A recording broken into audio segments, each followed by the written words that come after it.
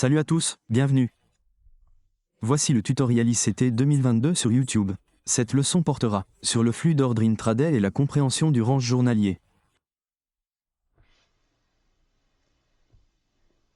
Nous allons utiliser tradingview.com, une plateforme gratuite. Un abonnement présente toutefois certains avantages. Ce n'est pas très cher. Et cela vous permet d'accéder aux graphiques que je présente dans ce tutoriel et dans mon groupe de tutorat privé. Ce sont les mêmes graphiques que je crée pour cette communauté et je les crée également pour vous. Cette leçon se concentrera principalement sur les éléments du range journalier, les profils journaliers. Ainsi, vous pourrez comparer ce que je vous présente ici avec les ressources disponibles sur Internet. Vous pourrez ainsi décider si cette activité vous sera utile. Ce que je vais vous enseigner aujourd'hui concerne directement les contrats à terme sur indices, comme le SIP, le Nasdaq et le Dow Jones. Vous pouvez aussi utiliser le Russell 2000. Ce sont les marchés sur lesquels je me concentre dans ces leçons. Les notions de trading sur les marchés asiatiques, par exemple, ne s'appliquent pas ici. Je ne les enseigne pas à mes élèves. Je veux que vous vous concentriez sur ce que je vais vous montrer dans ce tutoriel. Commençons par les bases. Quand on parle de contrats à terme, et notamment de contrats à terme sur indice. Ces contrats ont une date d'expiration et les mois de négociation sont indiqués ici. Il s'agit des symboles E-mini et SIP. Dans cet exemple, H signifie mars. Les codes des mois de livraison pour les marchés des matières premières sont donc H représente toujours mars, M, juin. U, septembre et Z, décembre. Ce sont les 4 seuls mois où contrats à terme sur indice sont négociés. E-mini SIP, E-mini, Nasdaq E-mini et Dow Jones. Bien sûr, l'année est ce qu'elle est. Maintenant, si vous utilisez, par exemple, la plateforme TDM pour vos transactions en direct, sachez que le symbole de l'année n'est pas affiché comme ceci, il est ici indiqué comme 22. En revanche, sur TradingView, si vous recherchez un symbole comme celui-ci, ESH 2022, qui représente le contrat E-mini SIP 500 pour le mois de livraison de mars 2022. Vous le verrez. Ces contrats expirent et il est important de savoir que la date d'expiration est le 3e vendredi du mois de livraison, soit mars dans cet exemple. Point.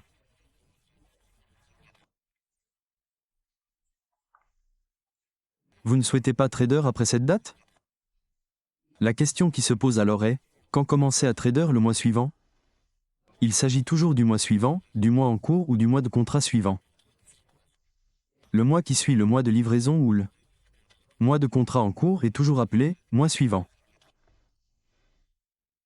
En cas de doute, vous pouvez consulter barshort.com et sélectionner l'onglet Commodités.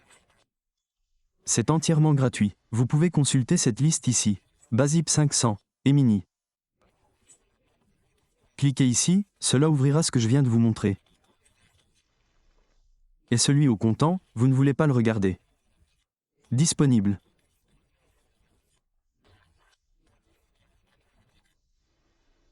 Il s'agit du mois de livraison ou du contrat le plus proche. Ce que je regarde, c'est l'intérêt ouvert. Une semaine avant l'échéance. Soit le 3e vendredi du mois de livraison, au 3e vendredi de mars, juin, septembre et décembre, une nouvelle année commence et la séquence recommence, mars, juin, septembre, décembre. C'est un schéma très simple, une façon très simple de savoir où vous devez vous situer. En général, vers le 1er jour de la 2e semaine avant l'échéance, je commence à surveiller l'intérêt ouvert. Et je cherche le mois qui a le plus d'intérêt ouvert. Remarquez que le contrat de juin n'a que 57 310 contrats en cours. Actuellement, le contrat pour le mois prochain, soit aux alentours de mars 2022, affiche un volume d'échange de 2,2 millions. Il s'agit donc du mois du contrat de base présentant la plus forte liquidité. Et c'est ce mois-ci que je souhaite trader.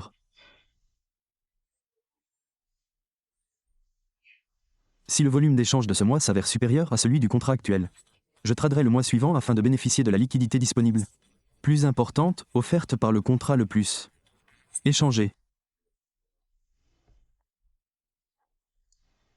J'espère que cela répond à votre question. J'en ai d'ailleurs beaucoup d'autres. Bien. Maintenant, nous recherchons une opportunité et je vous présenterai des biais et des techniques d'entrée spécifiques la semaine prochaine. Cette semaine, je vais vous enseigner le cadre du trading intraday et vous inciter à commencer à réfléchir au profil de marché. Vous aurez évidemment des exercices à faire à ce sujet à la fin de cette vidéo. Mais supposons que vous soyez optimiste. Je vais d'ailleurs vous montrer dans cette vidéo que j'étais optimiste et que j'ai agi en conséquence. Mais laissons cela de côté pour l'instant. Je sais que certains d'entre vous sont impatients et laissent des commentaires du genre « Pouvez-vous m'apprendre à entrer? Savez-vous ce que je dois chercher ?» Je comprends votre enthousiasme. Mais suivez le rythme que je vous indique, car je vous donne des devoirs et du temps d'étude. Ainsi, vous pourrez consolider vos connaissances. Car c'est pendant ce temps d'étude que vous apprendrez le plus. Je vous donne simplement des points de repère pour que vous puissiez vous lancer. Observez et identifiez-les. Phénomène récurrent. Mais concentrons-nous sur l'horizon de 15 minutes.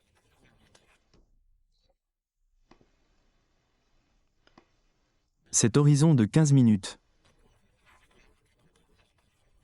correspond à l'horizon de prévision. C'est là que je recherche les points hauts et bas clés, les déséquilibres comme les écarts de juste valeur, etc. Je rechercherai également les blocs d'ordre, mais j'essaierai de les éviter dans cette leçon. Dans ce tutoriel, car j'ai des modèles qui ne reposent même pas sur ce critère. Ici, je vous explique l'écart de juste valeur, et c'est le point central car il se répète. C'est un schéma simple et fréquent, mais je veux que vous réfléchissiez à la manière de l'organiser. Votre journée, donc lorsque vous êtes sur TradingView, où vous pouvez le faire sur votre propre plateforme si vous n'utilisez pas TradingView. Je recommande, au moins pendant ce tutoriel sur YouTube, de suivre la procédure avec TradingView. Bien. Voilà ce que vous verriez classiquement annoté sur mon graphique pour une configuration X4. Je vous emmène à 8h30 du matin. Bien, vous allez tracer une ligne verticale à 8h30. Cliquez sur ce clone. Je sais que c'est très ennuyeux pour certains d'entre vous, car ce que vous voulez vraiment, c'est approfondir et comprendre les détails. Mais il y a de nouveaux spectateurs qui regardent la même vidéo. Donc je dois la rendre aussi complète que possible. Et essayer de couvrir tous les points essentiels. Et j'espère recevoir moins d'emails, car je n'arrive pas à tous les traiter. Si vous m'avez envoyé un email et que je n'ai pas répondu, je m'en excuse. Mais je suis vraiment débordé. Voilà.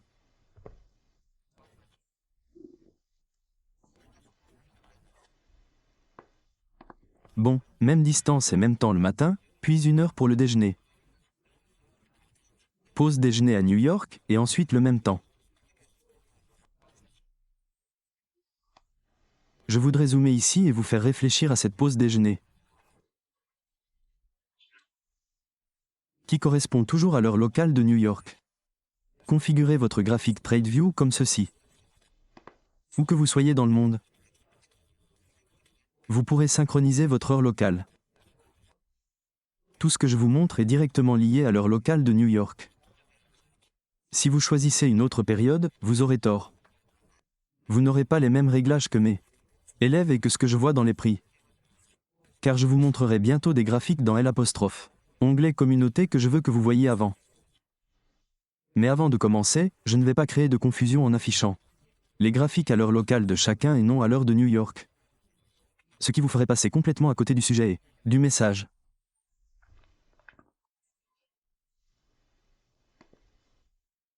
Donc, une fois que c'est fait, je veux que vous vous concentriez sur cette heure. De midi à 1h du matin, heure de New York. C'est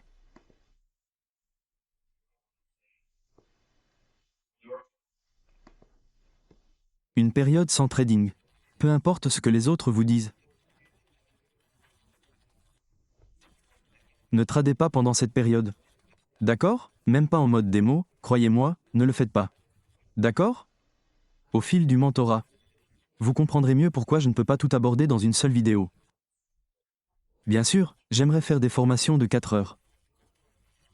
Mais j'essaie de les rendre agréables car je sais que la plupart d'entre vous ont une faible capacité de concentration, étant donné que vous êtes débutant et que vous apprenez encore. J'en tiens donc compte lors de mes présentations. Vous avez maintenant votre fourchette de prix quotidienne en intraday, configurée et établie. Voici donc vos limites. Votre session de trading du matin se situe entre 8h30 et 13h. Pourquoi? Parce que les actualités sont publiées de 8h30 à midi. Idéalement vers 11h. En général, je préfère ne pas trader après 11h. Attention, cela ne signifie pas que je ne l'ai jamais fait ou que je ne le ferai jamais. J'essaie simplement de l'éviter. Je cherche à me positionner avant 11h et, si possible, à être actif jusqu'à midi à New York. Ensuite, je clôture mes positions ou j'en conserve certaines pendant la pause déjeuner, en anticipant que d'autres resteront ouvertes jusqu'à la clôture. Nous aborderons ce point plus en détail lorsque nous parlerons des profils, et non des profils de volume. Bon. Je n'avais pas prévu de vous montrer la stratégie pour la session de l'après-midi. Mais comme je vois beaucoup d'absurdités sur YouTube, je vais vous la présenter. Bon. Ce sera une analyse quotidienne complète de l'ensemble des indices. Ainsi, si ce type d'actif vous intéresse, vous aurez, à mon avis, de bien meilleures chances de succès grâce aux informations que je vais vous donner. Je vais vous le démontrer avec des exemples concrets. Comme vous le verrez plus tard dans la vidéo, nous allons examiner ce qui s'est passé avant 8h30. Que recherchez-vous? J'ai reçu de nombreuses questions dans les commentaires. Je lis tous les commentaires. J'apprécie leur concision. Je sais que beaucoup de mes élèves m'envoient de très longs emails de remerciements, accompagnés des apostrophes. Un graphique peu explicite auquel je ne peux pas répondre. Donc, dans la section commentaires de chacune de ces vidéos, au cas où vous ne l'auriez pas remarqué, j'autorise les commentaires pour remercier ceux qui expriment leur appréciation sans chercher à me flatter gratuitement. Je n'aime pas ça.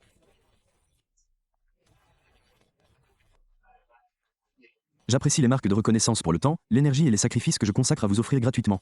Mais je ne veux pas être idolâtré. N'aime pas ça. Ne me traitez pas de bouc émissaire, ne me dites pas que je suis le meilleur de tous les temps. Je n'aime pas ça.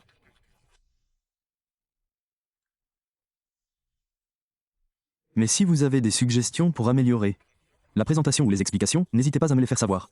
Comme je l'ai mentionné dans une vidéo, j'ai peut-être déjà prévu quelque chose pour une leçon future. Si c'est un point qui n'est pas dans mon programme et qui sera abordé dans de futures vidéos, je tiendrai compte de vos commentaires. Je comprends que certains d'entre vous souhaitent tout d'un coup, et c'est impossible. Point. Mais je prends en compte tous vos retours et je les utilise. Bien. On m'a notamment demandé quels sont les points hauts et bas à surveiller pour déclencher une course au stop, ou quel serait le catalyseur. Avant 8h30 du matin, si vous regardez bien. Une matrice horizontale et observons ce maximum.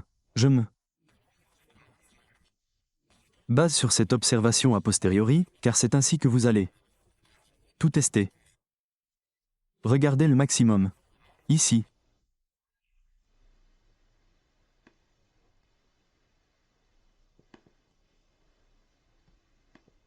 Et le minimum juste ici. Donc avant 8h30 du matin. C'est-à-dire à gauche de ce point dans le cadre.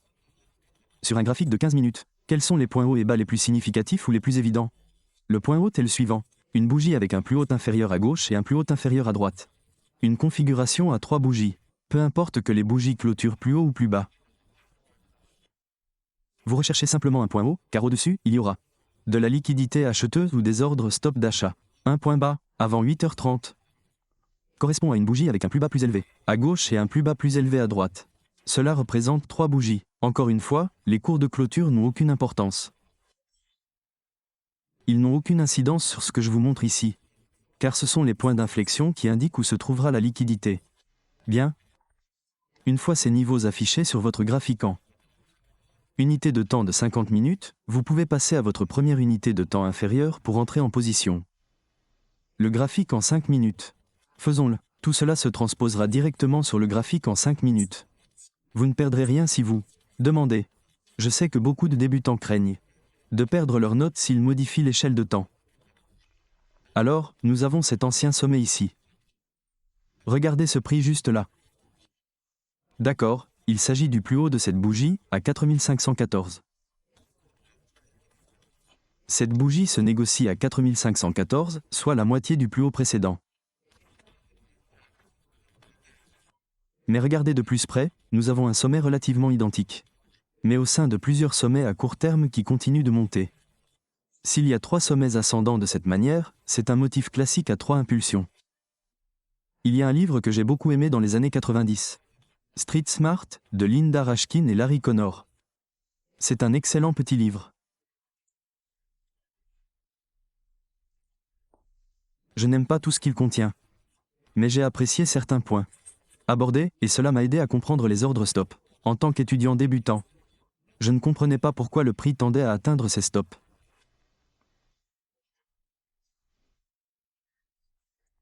Ça n'avait aucun sens, car les livres que j'avais achetés n'expliquaient jamais tout ça en détail. Ils disaient juste de faire confiance à cette figure de continuation ou de retournement.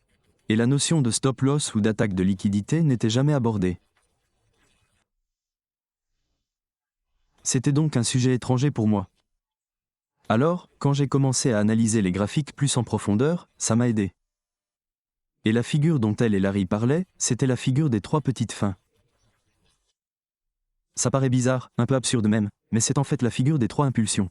Autrement dit, il y a un sommet plus élevé et un autre sommet encore plus élevé. Le marché continue donc de pousser à la hausse 3 fois.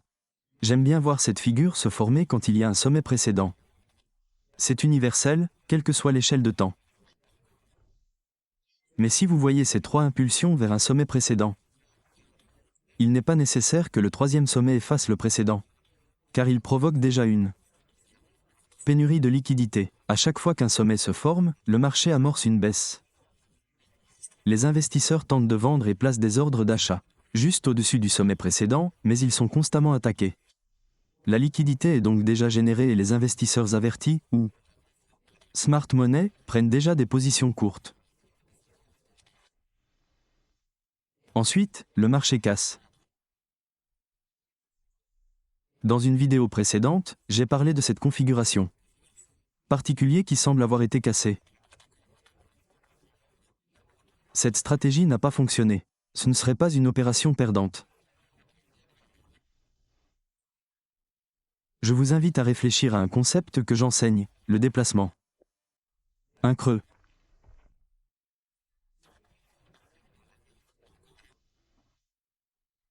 Imaginez une pataugeoire dans votre jardin. Vous la remplissez et un éléphant y tombe. Que va-t-il se passer? L'eau va être déplacée. C'est un déplacement évident. C'est une analogie assez simpliste. Mais c'est ce que vous recherchez dans le prix. Quand le prix dépasse un précédent sommet puis redescend en dessous, il faut observer un déplacement net. Une simple petite hausse molle ne suffit pas. C'est comme un éléphant qui tombe dans une pataugeoire. Le déplacement est flagrant. Dans ce cas, il faut intervenir. On recherche le gap de valeur adéquat, le plus bas, le plus haut, et si le prix remonte jusqu'à ces niveaux, on peut alors envisager une position courte. Il y a une méthode à maîtriser. Et c'est bien que 3 d'entre vous les critiquez, à tel point. Mais croyez-moi, les règles existent pour une raison. Et je ne cherche pas à dissimuler mes erreurs. Parfois, ces configurations ne fonctionnent pas. On les interprète mal, elles ne marchent tout simplement pas. Parfois, une nouvelle annonce sur le marché peut le faire basculer à la hausse ou à la baisse. Et c'est une opération perdante. C'est pourquoi il faut un ordre stop-loss et une bonne gestion du capital. Sans cela, la loi de Morphée s'appliquera et tout ce qui peut mal tourner tournera mal. Si vous laissez le marché décider de l'ampleur de la perte, vous ne voulez pas prendre ce risque. Il faut limiter les dégâts. Nous avons donc ce précédent plus haut et ce précédent plus bas. Si, et c'est crucial de bien comprendre ce point. Se former. Plus haut. Alors il faut anticiper que ce plus haut sera dépassé, même légèrement. Simplement en passant au-dessus. Ensuite, il faut observer le mouvement baissier énergique. Celui où la baisse est vraiment marquée. Autrement dit, sera le franchissement du précédent plus haut. Vous observez ceci, mais alors que le cours commence à se diriger vers son précédent sommet. Souvenez-vous de 8h30 du matin, avant cela, que recherchez-vous? C'est un sommet de swing. Oui, donc, le cours se négocie au-dessus ici. Il y a une cassure énergique en dessous. Non, c'est juste un mouvement baissier très faible et anémique. Puis il y a une autre remontée ici. Et ensuite vous avez cette mèche qui descend et remonte rapidement, créant un gap de valeur juste là. Non, il n'y est pas encore. Puis il monte ici, il ne le dépasse pas, il coïncide avec ce sommet. Mais maintenant ce sommet, regardez, il redescend à partir de là, oui, un peu ici, mais c'est encore un peu. Cela fait longtemps, mais regardez ce que nous avons ici. Il monte, puis il redescend, puis la bougie suivante clôture ici. Qu'avons-nous? Voilà la valeur du gap, n'est-ce pas? Voilà votre position courte, et vous pourriez atteindre la liquidité située en dessous du plus bas que vous auriez identifié avant 8h30 du matin. La liquidité du côté vendeur correspond donc à votre position courte. Vous vendez, vous voulez racheter pour couvrir cette position courte. Eh bien, voilà des vendeurs qui attendent juste en dessous, sous la forme d'ordre de vente stop. Et hop, ça marche. Bon. Abstraction faite du fait que vous ne l'avez peut-être pas perçu comme une opportunité d'achat. D'accord, vous ne l'avez peut-être pas vu comme une possible continuation de la tendance haussière. Mais regardez, c'est plus haut. Qu'y a-t-il au-dessus maintenant? Des ordres d'achat stop, de la liquidité du côté acheteur. Et qu'avons-nous ici, juste avant midi? Le cours monte légèrement puis redescend. Nous sommes donc à ce moment de la journée. On ne trade pas, à l'heure du déjeuner à New York. De midi à 13h, on ne trade pas, d'accord? On ne trade pas. Faire des choses bizarres à cette heure-là, ou simplement ne rien faire et laisser le cours évoluer latéralement, n'est pas la meilleure stratégie. Dans tous les cas, il est déconseillé d'intervenir à ce moment-là, car ce n'est généralement pas le moment idéal pour observer les fluctuations de prix. Nous avons maintenant le plus haut de la journée et toute la liquidité présente ici qui n'aurait pas été utilisée à ce moment-là. En d'autres termes, ce niveau légèrement au-dessus, car de nombreux vendeurs à découvert tentent de le faire baisser davantage, est bloqué. Or, nous avons atteint un point bas important la semaine dernière et le marché a déjà fortement chuté. Il est donc en train de corriger sa tendance baissière sur le graphique journalier. Tous ces importants volumes de liquidité acheteuse incitent le marché à vouloir atteindre ce point. Il n'est pas nécessaire d'être acheteur.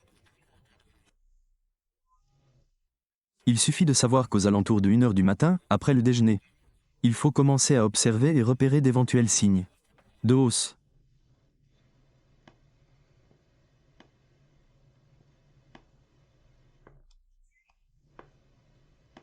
Comme vous pouvez le constater, toute la liquidité acheteuse a été exécutée de manière agressive.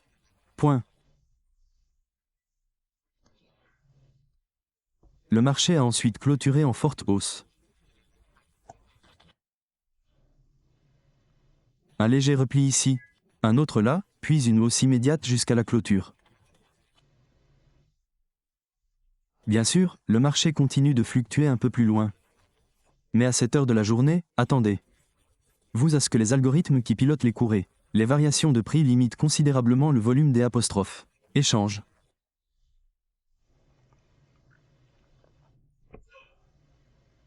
L'objectif est de vous montrer comment la journée est structurée autour d'un mouvement matinal, d'une pause déjeuner, moment où il est déconseillé de trader, et d'un mouvement d'après-midi.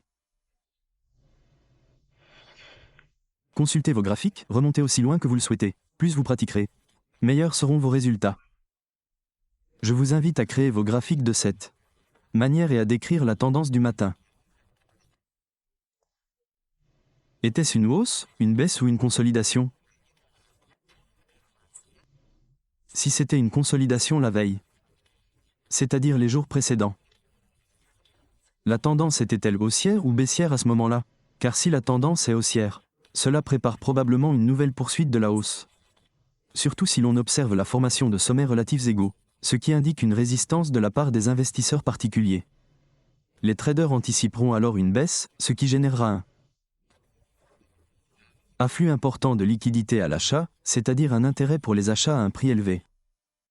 Même si ces traders envisagent une vente à découvert pour profiter d'une baisse, leur stop loss, s'il en utilise un, sera un stop d'achat. C'est là que le marché se positionnera. Le marché aura donc tendance à converger vers ce signal. Surtout si l'on observe, et non le creux de midi, qu'il faut ignorer, la formation de creux de chaque bougie présente un creux plus haut à gauche et un creux plus haut à droite. C'est systématique. Ces creux s'accumulent et, à chaque nouvelle formation, le cours monte. Il s'agit d'une base de marché qui témoigne d'une accumulation. Le marché cherche-t-il à progresser? Car il tend à éliminer toute cette accumulation. De plus, le cours est à la hausse depuis quelques jours sur le graphique journalier. Le sentiment général est que le cours est à la baisse. Et donc que beaucoup cherchent à vendre à découvert, pour profiter de cette chute. Mais ce qu'ils ne réalisent pas, c'est que nous sommes déjà passés sous un ancien plus bas sur le graphique journalier. Et que nous repartons donc dans l'autre sens. Quiconque tente une vente à découvert, sauf pour une opération intraday rapide, n'a plus beaucoup de temps. L'après-midi, une tendance se dessine et l'une des caractéristiques inhérentes à ce moment de la journée est l'existence de mécanismes internes, qui contribuent à l'accélération du marché vers la clôture. Si vous analysez l'évolution des prix sur des graphiques à plus court terme, vous constaterez un phénomène qui se répète généralement vers 4h50, 4h10 et 4h du matin. Tout repose sur les ordres de clôture du marché, c'est aussi simple que ça. Les algorithmes vont alors afficher des prix très agressifs, forçant les traders à couvrir leur position. Généralement, si le cours monte, la hausse s'accélère fortement. J'apprécie particulièrement trader le matin, car la volatilité et l'excitation sont au rendez-vous. Si vous cherchez à déterminer votre tendance journalière, nous en reparlerons la semaine prochaine. Et si vous savez ce que vous attendez en termes d'expansion de la fourchette sur le graphique journalier, c'est-à-dire que vous anticipez une évolution haussière ou baissière de la bougie journalière. Il ne s'agit pas de prédire la clôture de chaque bougie. À plus de chance. Ou celle qui se formera demain. Ou à la baisse. Si la tendance haussière de votre analyse s'accentue, cela signifie que vous devriez tenter de trader en espérant trouver une opportunité d'achat l'après-midi en appliquant la même logique que le matin. Autrement dit, repensez à ce que j'ai enseigné en Forex, la fourchette journalière. Définissez un plus haut et un plus bas initiaux pour la journée. Attention! Nous ne sommes pas à l'heure de Londres. Mais cela correspond à ce que j'explique comme un plus bas londonien lors d'une journée d'achat en Forex. Il s'agit du plus bas du jour. Puis nous consolidons pour obtenir la continuation de la tendance à New York. Cette continuation va dans la même direction que la tendance londonienne. Mais donc tenir compte de certains ajustements. C'est pourquoi j'ai insisté au début de la vidéo sur le fait que vos graphiques sont bien réglés sur l'heure de New York. C'est indispensable. Il faut. Sinon, tout ce que vous apprenez ici, si c'est à votre heure locale, sera un désastre. Vous devez donc calibrer vos graphiques dans TradingView. Tout ce que je vous montre ici est identique chaque jour. Revenons à l'exercice. Je veux que vous réfléchissiez à décrire le déroulement de la séance du matin, puis celui de la séance de l'après-midi. Parfois, vous constaterez une tendance haussière le matin qui s'inversera l'après-midi. A l'inverse, une tendance haussière le matin se poursuivra l'après-midi, formant un mouvement mesuré. Qu'est-ce qu'un mouvement mesuré? Quel que soit le mouvement du matin, il sera doublé. Ainsi, si le cours monte de 200 points le matin, il pourrait monter de 200 points supplémentaires l'après-midi, ce qui vous donne une amplitude de 400 points. On peut aussi observer une consolidation le matin, puis une tendance l'après-midi, à la hausse puis à la baisse. Je vous invite à examiner vos graphiques et à les observer en intraday. Tracez-les de cette manière. Je sais que c'est beaucoup de travail, mais vous voulez apprendre à le faire. N'est-ce pas? Voilà comment procéder. Ensuite, étudiez le graphique journalier des jours précédents, notamment les journées avec des séries de gains comme hier et vendredi dernier.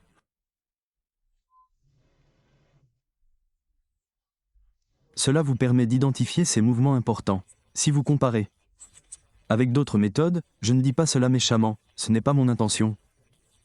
Faites-le comme si vous regardiez des vidéos sur YouTube. Je ne suis pas arrogant. Je veux simplement que vous compreniez le contraste marqué entre ce que je vous enseigne et ce qui est généralement observé dans ce domaine du trading. Notamment pour les contrats à terme sur indice.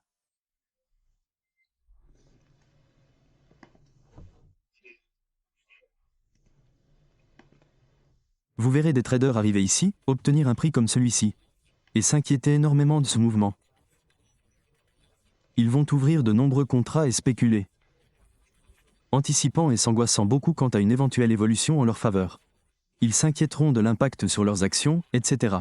Je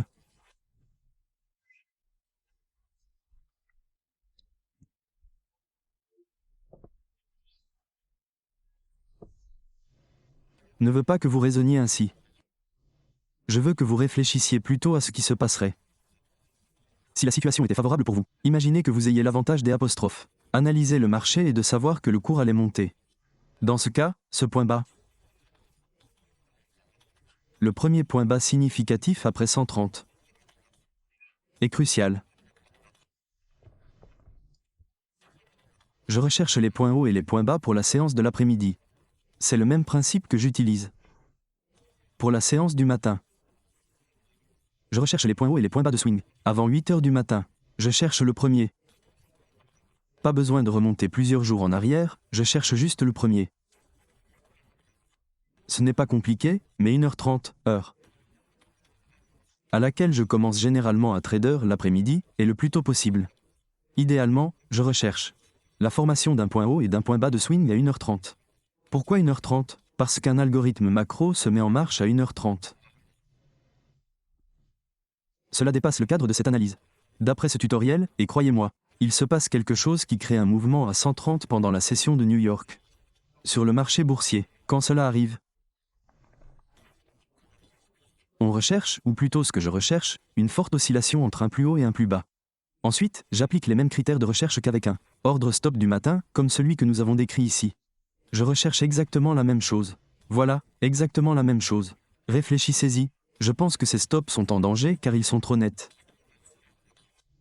Le niveau est trop précis. Les lignes droites du marché sont trop nettes. Elles ont tendance à ne pas rester ainsi. Il va y avoir une cassure. Le marché est en hausse. Oui. Il y a cette agressivité latente, ce marché veut monter. Mais il rencontre une résistance à court terme ici. Il a essayé de franchir ce point bas, puis a reculé à l'heure du déjeuner. L'algorithme réserve la hausse des prix pour plus tard dans la journée. Regardez maintenant ce qui se passe, ce plus bas est franchi juste là. Vous voyez, ce plus bas est franchi à ce moment précis. Un simple ordre stop suffit. Cela va déclencher ce qu'on appelle un programme d'achat. Un programme d'achat, c'est lorsque les algorithmes entrent en phase de manipulation. La manipulation consiste à proposer des prix toujours plus élevés. S'il s'agit d'un programme d'achat, les prix continueront d'augmenter, quel que soit le volume. Peu importe, et je me fiche de savoir qui travaille en bourse. Croyez-moi, si vous regardez les graphiques, vous verrez ça. Regardez le volume entrant. Parfois, il sera important, mais d'autres éléments, comme la raison de ce phénomène, sont révélateurs. C'est sa signature, c'est comme ça qu'on sait que le marché est manipulé. Donc, si le marché est manipulé, il n'est pas rentable d'essayer de deviner ses intentions. Surtout si vous devez le savoir en permanence. Vous ne le saurez jamais, je ne le sais pas non plus en permanence. Mais ces phénomènes ont tendance à se répéter. Et s'ils se répètent fréquemment? Pas tous les jours, mais la plupart du temps, s'ils convergent. S'il présente les mêmes caractéristiques, il y a de fortes chances que cela fonctionne. Vous pouvez alors commencer à prendre des positions longues et les conserver jusqu'à la clôture. N'essayez surtout pas de spéculer sur ces petits mouvements insignifiants, ne vous focalisez pas trop sur l'effet de levier. Et n'essayez pas de placer plus de contrats que votre compte ne peut en supporter. Car si vous ne savez pas ce que vous faites, un effet de levier trop faible, voire à prix réduit, peut vous ruiner. Surtout sur ce type de marché. Actuellement, les marchés sont très dynamiques, ce que j'apprécie, mais la volatilité est extrêmement rapide et brutale. Et si vous ne maîtrisez pas le sujet, tout peut s'effondrer très rapidement. Dans cette zone, le marché forme un creux. Le franchit et déclenche des ordres stop-loss. Quels sont les ordres stop-loss ici? Des ordres de vente à perte. Achetez ces ordres de vente à perte. Je sais que ça peut paraître risqué, mais regardez les graphiques, vous verrez de nombreux exemples. C'est exactement ce qui s'est passé ici. Achetez les ordres de vente à perte ici et attendez que ce niveau soit franchi. Consolidation en milieu de journée, après 13h30. Du matin ou de l'après-midi, attendez qu'un plus bas soit franchi, puis repartez à la hausse. Que faire si vous ne trouvez pas de plus bas en dessous? Que faut-il rechercher? Eh bien, vous recherchez un mouvement haussier. Une brusque remontée. Ensuite, vous recherchez un gap de juste valeur. Si le cours redescend jusqu'à ce gap, vous achetez. Voilà vos deux configurations. C'est tout. Ce sont les deux seules configurations dont vous avez besoin. Pas besoin de 15 noms compliqués. Pas besoin de switch, pas besoin de bloc d'ordre. Vous voyez comme c'est simple? Une stratégie très simple, vraiment très simple. Vous avez une tendance dans un sens ou dans l'autre. Et la logique doit être présente pour que l'une ou l'autre se forme. Aujourd'hui, je n'étais pas sur Eminister IP. Je tradais sur le Nasdaq, alors allons-y. Je vais gagner du temps et ne pas trop détailler le graphique. J'espère que vous me le permettrez, mais voici 130. On a un creux de swing ici, et c'est quasiment le même creux que celui-ci. Alors, que se passe-t-il? Qu'est-ce que c'est? Ça se négocie en dessous, vous voyez? Regardez plus à gauche.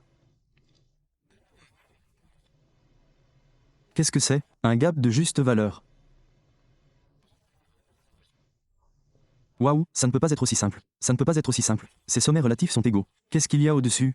De la liquidité acheteur. Bon, regardez. Graphique. En 1 minute.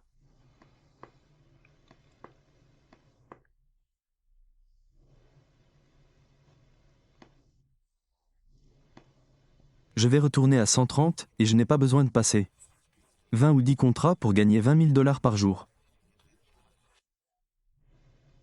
C'est un peu la tendance du moment.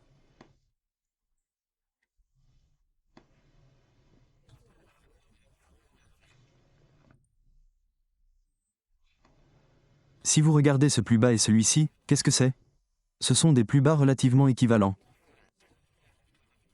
Donc cela ressemble à un support pour les particuliers. Et ils vont acheter ces petits rebonds, en gros ils vont les suivre. Donc, si vous regardez la fourchette en dessous de ce niveau, il y a des ordres de vente stop. Et si vous pensez que ça va monter comme je le pensais aujourd'hui, je veux acheter ces stops, d'accord. Alors disons que vous observez le prix. Il serpente, et soudain ce point bas se forme juste. Là, et nous avons ce plus bas ici, puis cette chute soudaine. Quand vous voyez ça, si vous le regardez sur un graphique d'1 minute, ça aura l'air très dynamique et agressif. Si vous zoomez, vous aurez l'impression que le cours a baissé. Mais c'est précisément le moment d'acheter.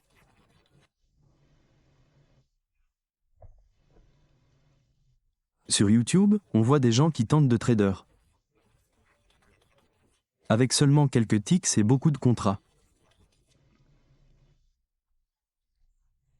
Personnellement, je trouve ça absurde, mais si ça marche pour vous, tant mieux. Réfléchissez. Y.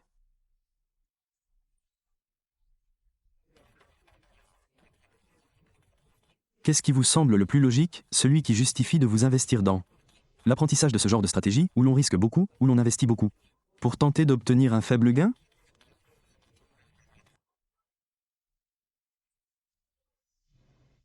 Ou bien, ceci est un compte démo, d'accord, mais j'ai aussi tradé en réel aujourd'hui. Juste pour illustrer la relation. Ce point bas correspond à la bougie la plus basse. La hausse se poursuit jusqu'à la fin. Et ici, c'était la clôture. Il existe une meilleure méthode. Si vous savez ce que vous cherchez,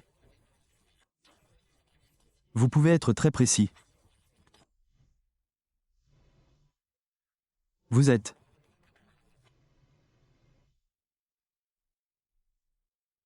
sans doute plus observateur que quiconque. La prévisibilité de ces marchés est incroyable. Surtout sur ceux-ci, car ils sont animés par de nombreuses institutions et de nombreux traders professionnels. La manipulation existe toujours. Mais elle est moins flagrante et moins brutale que sur le marché d'échange.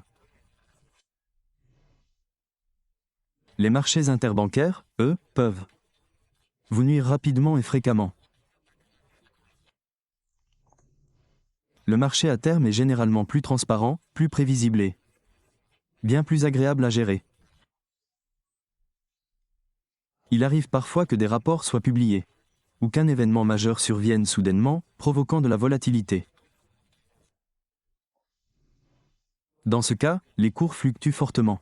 Le mieux est de rester à l'écart et d'attendre que la situation se calme. Cela peut prendre plusieurs jours, voire une semaine. Laissez les marchés se résynchroniser, et ils recommenceront à afficher d'excellents résultats. Mais le point essentiel que je veux souligner, c'est que montrer des points d'entrée et de sortie comme ceci n'est pas en soi un problème. Virgule.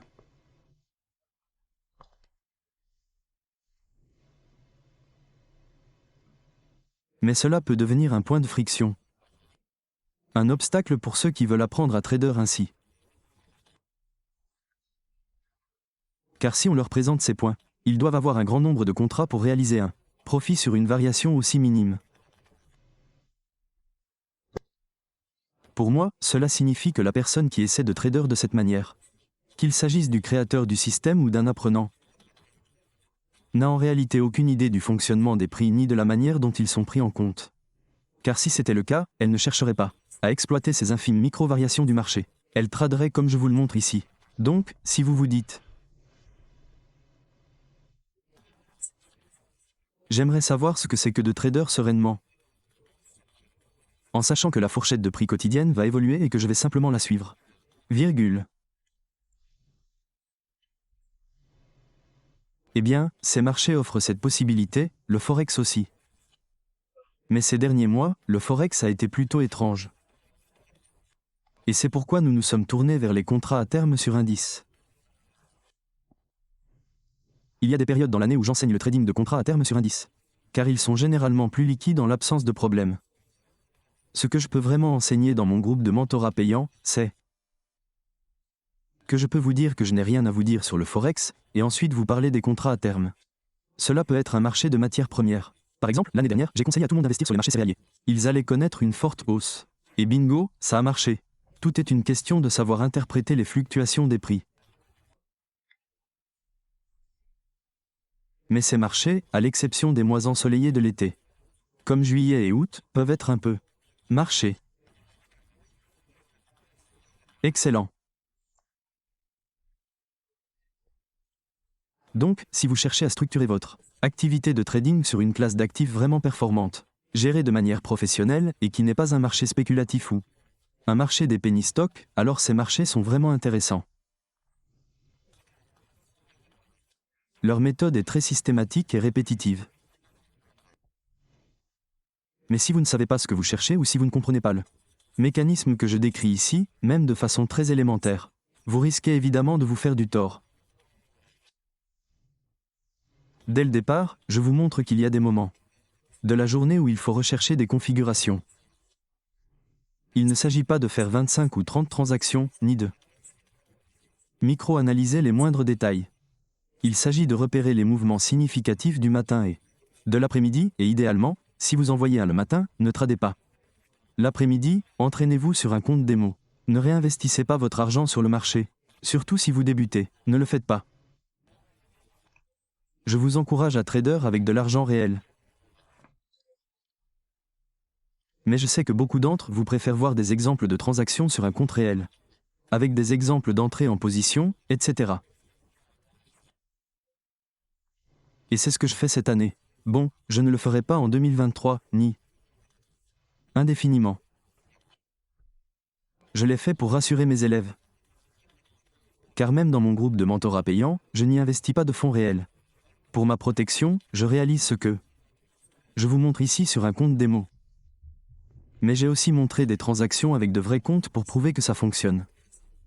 J'espère que cela vous a été utile et à jeudi.